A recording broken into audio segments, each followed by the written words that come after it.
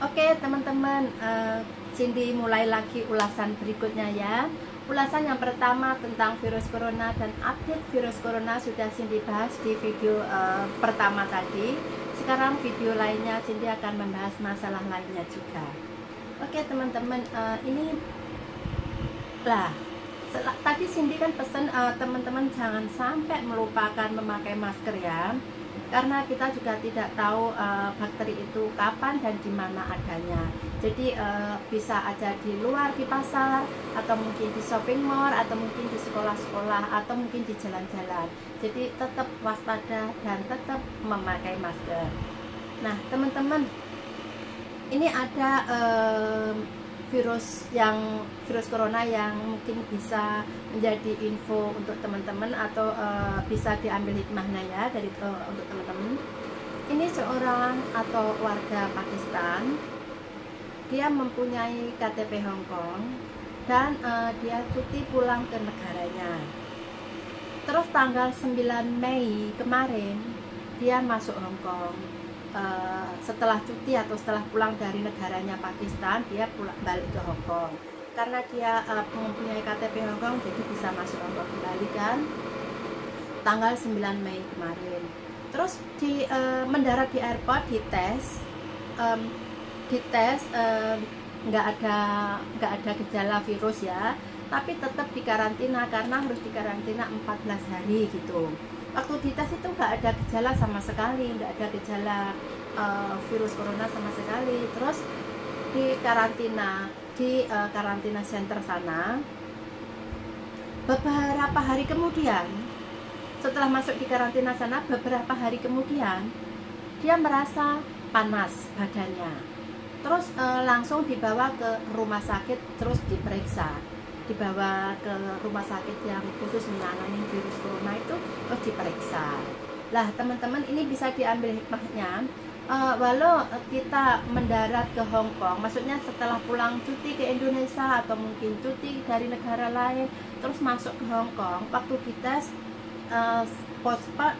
negatif, maksudnya nggak ada apa-apa, bersih gitu ya. Tapi kita tidak tahu beberapa hari kemudian baru virus itu nongol.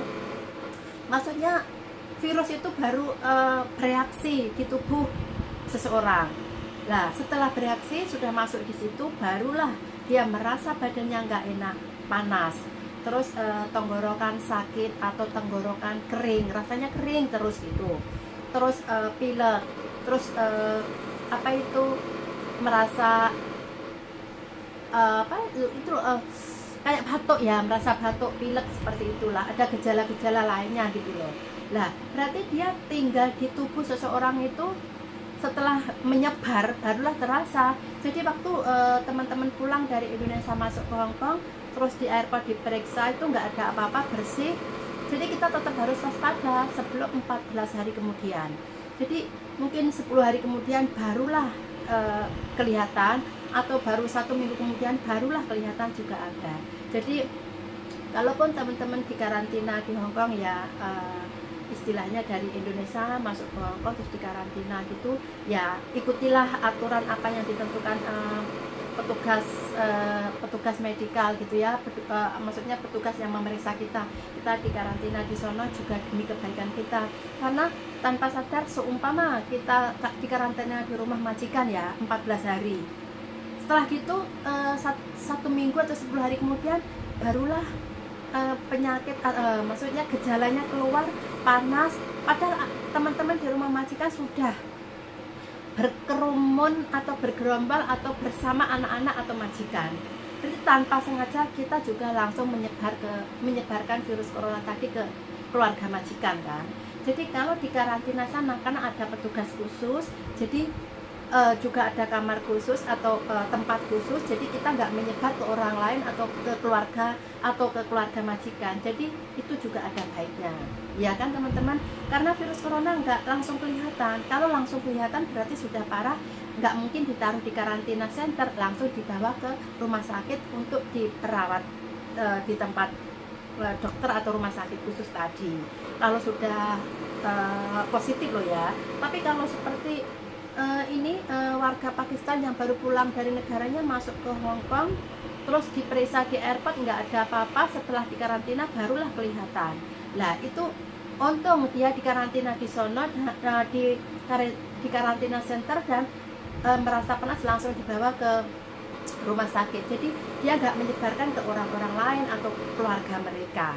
Seperti teman-teman kalau dikarantina di tempat yang disiapkan pemerintah juga lebih baik, karena tanpa sengaja kita tidak menyebarkan ke keluarga majikan atau ke teman-teman kita yang dekat gitu. Jadi ya terima aja, itu kan sudah diatur sama pemerintah gitu. Jadi pemerintah kan tahu jalan yang mana yang terbaik. Jadi tidak berpihak ke karena kamu Mbak atau TKI Indonesia kamu nggak boleh ke rumah majikan, bukan karena gitu. Karena kamu ditaruh di sana juga ada tujuan baik, ada penanganan khusus makan dan lain-lainnya kan juga pemerintah menyiapkan sendiri. Maksudnya ada persiapan dari pemerintah. Jadi ya ikutilah aturan yang diterapkan pemerintah tadi. Paham kan teman-teman?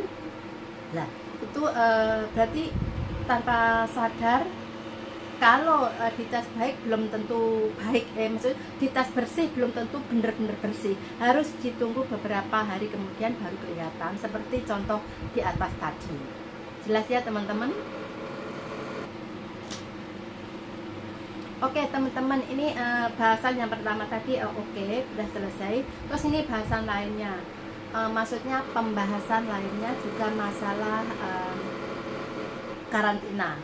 Nah ini ada warga Pakistan juga, dia cuti atau liburan pulang ke negaranya. Terus tanggal 28 April bulan lalu dia masuk ke Hong Kong. Terus di karantina center sana. Setelah di karantina di sana beberapa hari kemudian, dia memanggil atau membayar petugas atau lawyer yang dimintai bantuan untuk menuntut kenapa dia dimasukkan di karantina center, kenapa dia nggak ditaruh di hotel atau di rumah sendiri. Karena dia bilang waktu naik pesawat itu bukan dia sendiri, banyak orang-orang lain atau negara lain yang dalam satu pesawat yang masuk ke Hong Kong. Itu nggak semuanya di karantina center, ada yang di hotel, ada yang di rumahnya sendiri. Lah Pakistan ini pengen menuntut kenapa dia dimasukkan di karantina center, nggak dimasukkan di hotel seperti orang-orang lain gitu. Akhirnya masuk pengadilan lah. Terus setelah masuk melalui beberapa proses ya tentunya, setelah itu terus pengadilan tiba. Maksudnya waktu yang ditentukan untuk menuntut tuntutan itu tiba.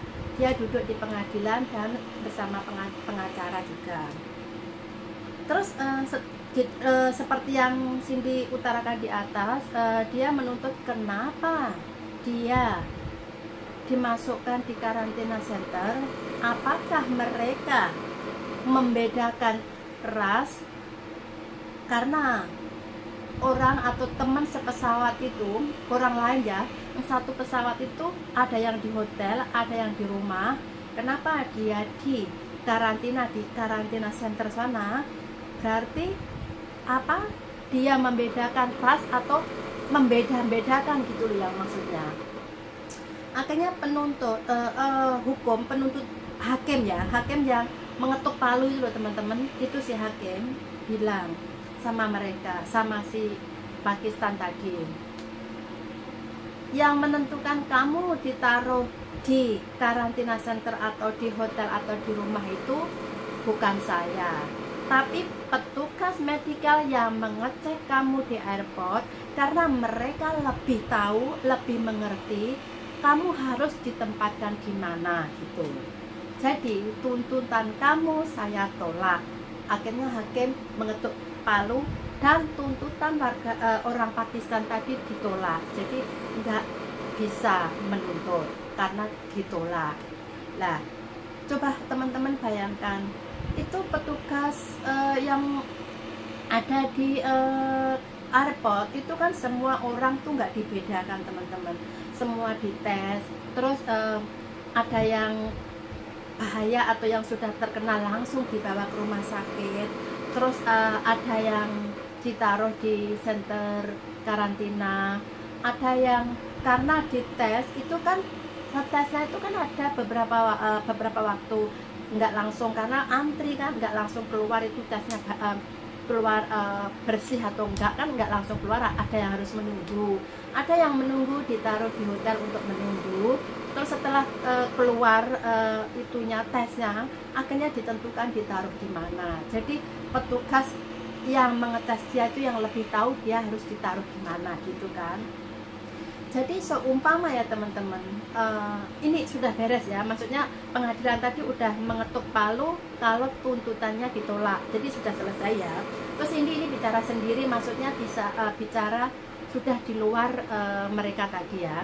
Cuma Cindy kadang nggak paham, si petugas menempatkan kita di mana itu sebetulnya demi kebaikan kita juga kan teman-teman, bukan karena pilih kasih gitu, bukan, karena juga demi kebaikan kita, demi kebaikan lingkungan juga, karena kita seumpama ditaruh di rumah sakit karena mereka sudah dinyatakan positif, akhirnya langsung dibawa ke rumah sakit karena petugas rumah sakit nanti bisa menangani khusus.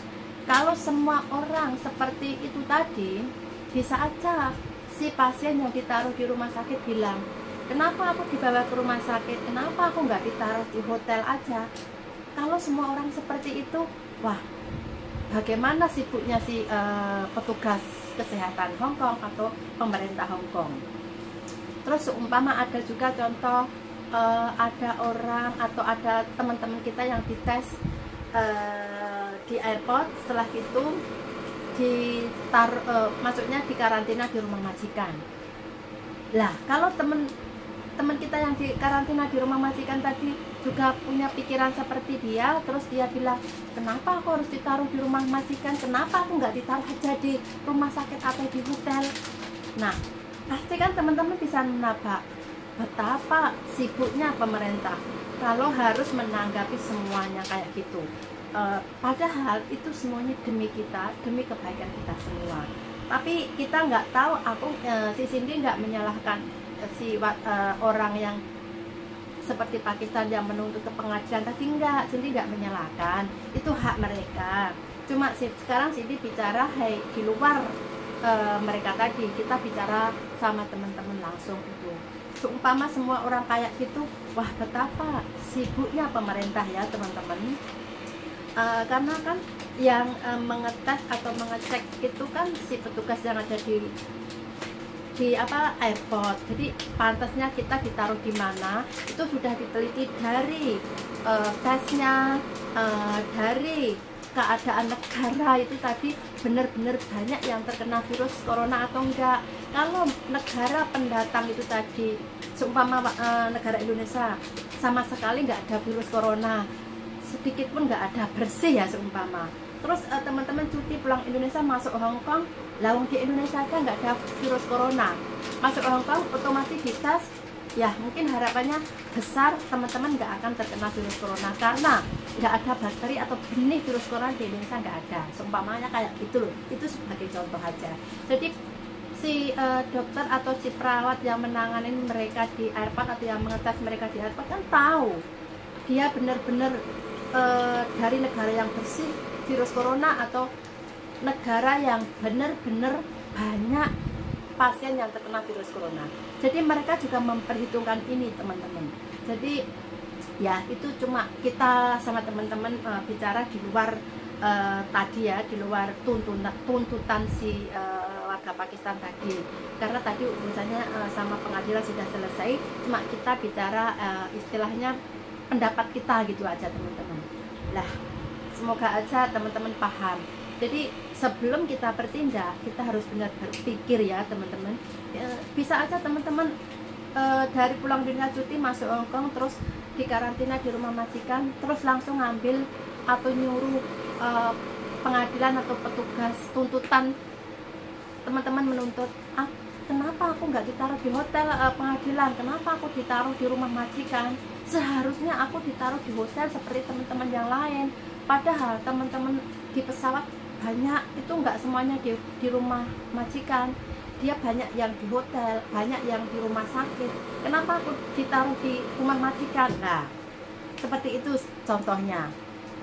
Jadi sebelum kita bertindak, kita harus benar-benar berpikir ya teman-teman, karena tidak hanya membuang waktu, membuang uang, juga istilahnya percuma. Tapi kalau kita menuntun, kalau merasa kita benar ya nggak apa-apa lah, tuntutlah kalau merasa benar. Kalau benar-benar kita dibedakan atau kita benar-benar dianaktirikan atau dipergunakan lah, kalau benar-benar ingin menuntut ya tuntutlah, karena itu sudah merasa benar, teman-teman merasa benar disalahkan, menuntut sih sah-sah aja. Cuma pikirlah sebelum bertindak, itu aja lah yang Cindy bicarakan. Oke teman-teman, ini ulasan tentang karantina di atas ini, dan ini oke, sudah selesai. Terus Cindy juga mau mengulas masalah lainnya yang mungkin lucu dan unik. Oke, simak ya teman-teman. Oke teman-teman, ini ulasan lainnya ya. Ini berada di To Hwa Wan ya, di Hongkong juga. Gini teman-teman, ada seorang kakek ini masih sehat teman-teman, sehat dan lincah lah, walau umurnya 76 tahun. Kakek ini menjual apa ya, kalau di Indonesia namanya kayak lontong ketan atau kayak ketupat, tapi yang dibikin di dalamnya itu ketan itu loh teman-teman. Rasanya ada yang manis, di dalamnya ada apa ya, kayak kacang atau kedelai atau apa itu, yang kacang merah lah, ada kacang merah, kadang ada yang diisi daging babi, kadang ada yang diisi kayak yimai atau kecil-kecil, beras kecil-kecil warna kuning atau kedelai kecil gitu loh teman-teman. Nah gambarnya seperti inilah, tahu kan lontong yang panjang, terus tengahnya diikat sama apa itu, tali gitu loh teman-teman. Kalau di Indonesia kayak lontong tapi ya dari ketan. Kalau ketupat kan dari beras, lah ini dari ketan. Biasanya ini digunakan atau paling ramai kalau waktu mau baulang chow ya, baulang chow itu loh, kayak orang yang main perahu atau balapan perahu di pantai itu loh teman-teman. Halong chow ya, itu biasanya kan ada kayak ketupat atau lontong yang dari ketan terus ditali, itu pakai tali itu. Nah si kakek ini membuat lontong kayak ketupat tadi banyak banget teman-teman, setiap hari. Memang pekerjaan dia gitu, kalau ada acara atau nggak ada acara, ada acara dia jualan seperti itu, karena punya toko sendiri khusus jualan kayak gitu. Ya harganya sih rata-rata ya murah, ada yang mahal, kayak di dalamnya itu apa isinya gitu. Jadi isinya bagus ya harganya mahal, cuma isinya biasa atau nggak ada isinya mungkin agak murah. Enak banget sebetulnya. Cindy suka beli atau suka makan, tapi yang isinya kacang merah itu atau kedelai merah ya, kacang merah lah. Kadang ada yang diisi sedikit telur asin, yang kuningnya telur asin itu aja juga ada, macam-macam. Nah si kakek ini punya toko dan setiap hari menjual di situ, membuatnya banyak gitu, terus nanti ditaruh di toko-toko kecil yang membelinya atau yang menjualnya itu sudah langganan. Jadi setiap hari hampir membuatnya 70 kotak besar, 70 box teman-teman. Boxnya yang warna putih, kalau di pasar Hongkong itu biasanya diisi sayur, terus ditaruh di dalam box, terus nanti sayurnya diambil atau diisi buah-buah ya. Boxnya warna putih besar gitu. Nah jumlahnya 70 box. Nah kalau dihitung atau kalau sudah laku semua 70 box itu seharga 40.000 Hongkong dolar teman-teman kalau laku ya, pokoknya seharga itulah.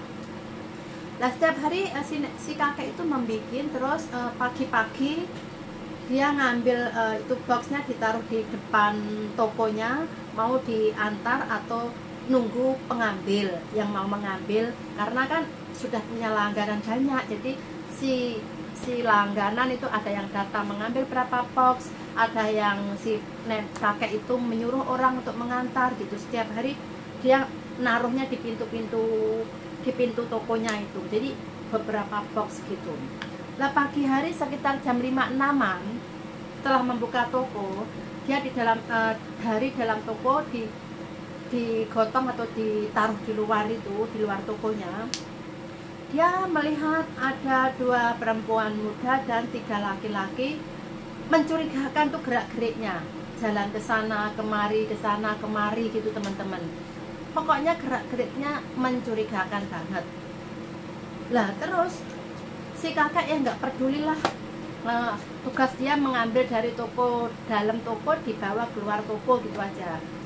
Terus setelah dia masuk ke toko, dia keluar melihat laki-laki yang 3 orang tuh diantaranya ada yang berpakaian seperti perlente banget teman-teman, pakai dasi, pakai jas gitu loh.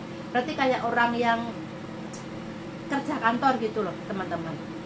Lah dia merusak boxnya si kakek tadi. Itu boxnya kan gampang kalau dipukul atau ditendang kan mungkin bisa robek itu boxnya. Kan dari gabus itu loh teman-teman, warna putih itu loh. Lah dia melihat laki-laki di antara laki-laki tadi ada yang berdasi itu merusak box itu, mau mengambil lontong atau ketupat ketan yang di dalamnya tadi. Si kakek keluar lihat, langsung dia tanya, kenapa kamu mau mengambil lontongku?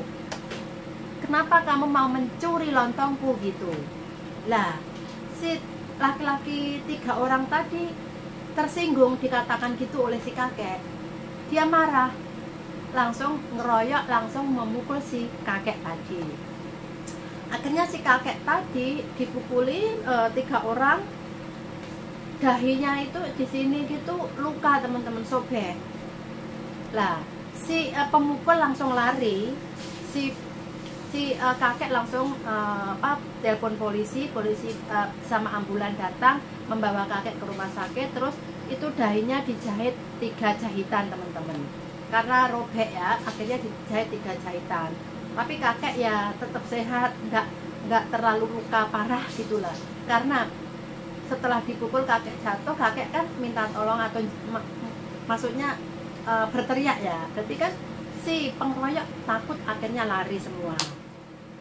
Nah terus setelah dibawa ke rumah sakit, dijahit 3 jahitan, terus akhirnya si kakek urusan selesai pulang.